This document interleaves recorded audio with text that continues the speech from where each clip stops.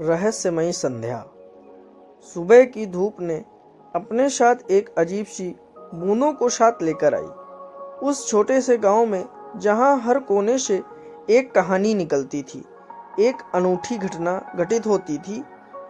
गांव के एक साधु ने बताया कि रात को वहां कुछ अजीब घटनाएं होती हैं।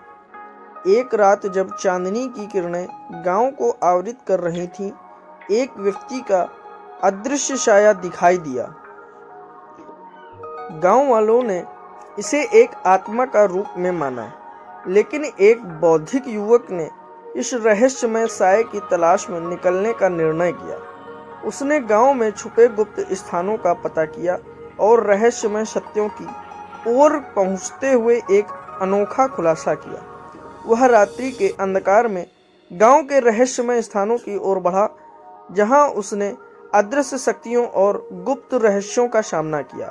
कहानी में तनाव और सस्पेंस के साथ उसने रहस्यमय गतिविधियों का पीछा किया, जो गांव को एक नए आध्यात्मिक दृष्टिकोण से देखने का दरवाजा खोलता है। उस युवक ने रहस्यमय स्थान से एक पुराने पुस्तक को खोजा, जिसमें गांव के प्राचीन रहस्य और उनके पीछे छिपे विचार थे। इस पुस्तक ने एक अत्यंत अद्वितीय शक्ति के बारे में खुलासा किया, जो गांव के लोगों के जीवन में सीधे प्रभाव डाल रही थी।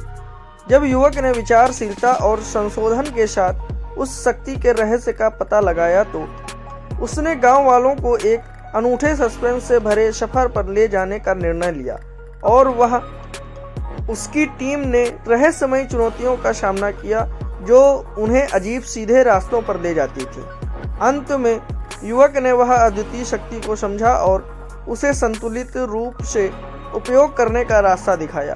इससे गांव की स्थिति में सुधार हुआ और लोगों का जीवन उत्तराधिकारी बन गया।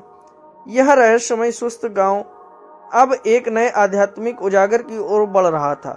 उस युवक ने अपने साथी गांव वालों को साथ मिलकर एक समृद्धि और शांति भरे नए युग की शुरुआत की। इसके साथ ही उसने रहस्यमय चुनौतियों का सामना करके सीखा कि सत्य और शक्ति का सही उपयोग करने से ही हम अपने जीवन को सही दिशा में बदल सकते हैं।